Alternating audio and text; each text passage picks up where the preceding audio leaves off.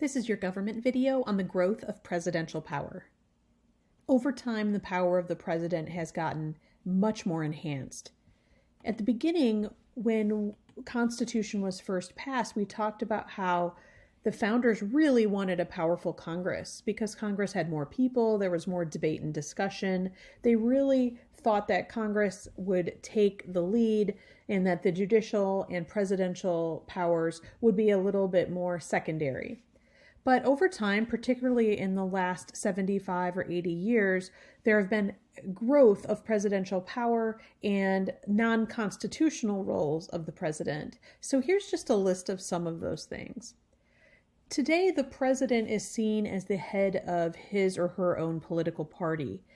Now, technically, they're not the person who runs the Republican or Democratic parties, but because the president is so powerful and so visible, both political parties really tend to give whoever the president is a lot of leeway in what the party's agenda is and what the party's direction is.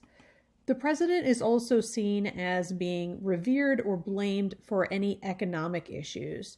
Presidents really have no direct control over the economy. They can support legislation, which of course has to be passed by Congress, and some legislation can create jobs or lower inflation or something like that. But other than that, the president really can't do much for the economy. Yet, we assume he can, and therefore we blame the president when the economy is bad, and we tend to vote for presidents when the economy is good. We also let presidents, or I should say the president's staff, propose and write legislation today. So normally we would think that this is a job of the legislative branch, but most legislation actually starts in the president's office where somebody in his staff will write the bill, and then they send it over to Congress and get a member of the president's political party to put their name on it as the author. All of these things have been enhanced over time, and there's a couple of reasons for that. The president is one person, so it's really easy for the media to follow around the president. Everybody knows every moment of the day exactly what the president is doing, and then of course everybody has an opinion as to if that is a good use of time or whether that agenda item is important. But it's really difficult for the president, or I should say the media, to follow around members of Congress because there's just too many of them. We've also seen a substantial increase in the types of media that are present in our country. First, with the advent of television.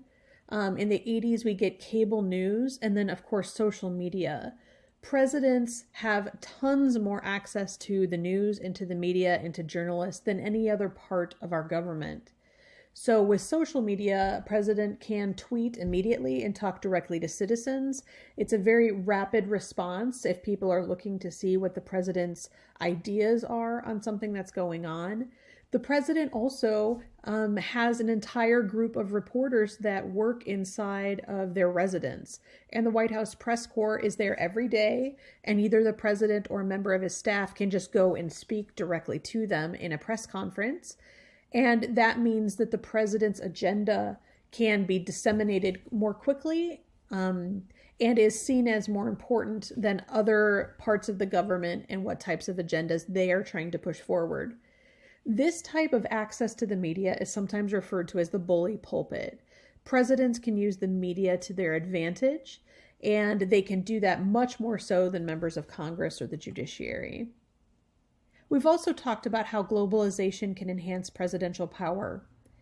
Now that the United States is a major global superpower, that gives a lot more power to the president, who's in charge of foreign affairs, commander-in-chief of our military.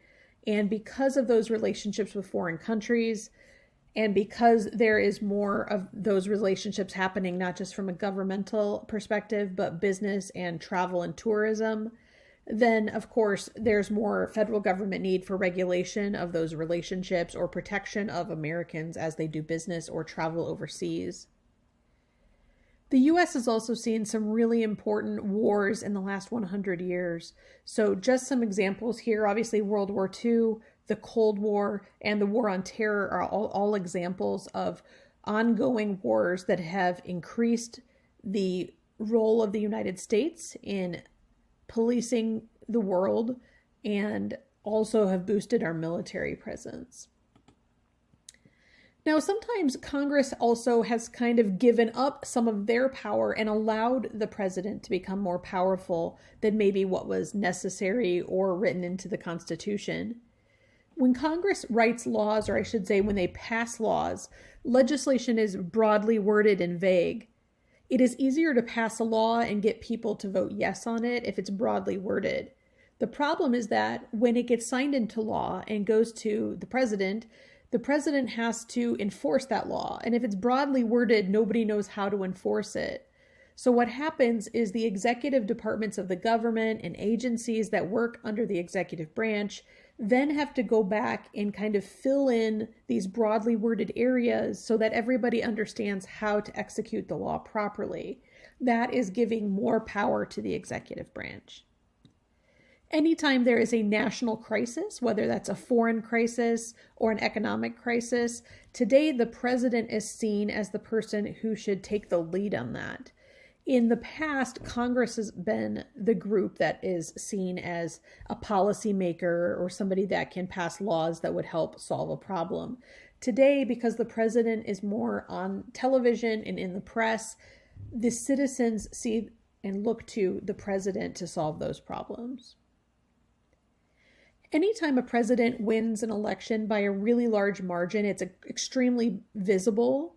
And of course, they look to be very powerful. And that means when the president wins an election, they can then use that political capital to try to get as many laws passed, because Congress will be more likely to support the president's agenda and therefore mandate or pass laws to support them. Today, the president is also allowed to propose the federal budget. This is a law that has to be passed every year so that Congress can spend money. Like any law, it also has to be signed by the president. But today, we let the president's office write up a preliminary budget bill. It is then sent over to Congress, and the House and Senate then work from there to edit and change it before the final copy is sent to the president for his signature. The president uses their State of the Union speech today in order to direct Congress as to what the president's legislative priorities are. The speech is often talking about what the president believes are the most important problems that the U.S. needs to solve, both domestic and foreign. The Constitution really gives Congress the power to solve problems in a domestic arena, and the president takes the lead in foreign arenas. But again, the presence of the State of the Union speech on TV gives the president a platform in the media to talk directly to citizens about what they think is important. And all of these things here help to advance the president's agenda and not Congress's.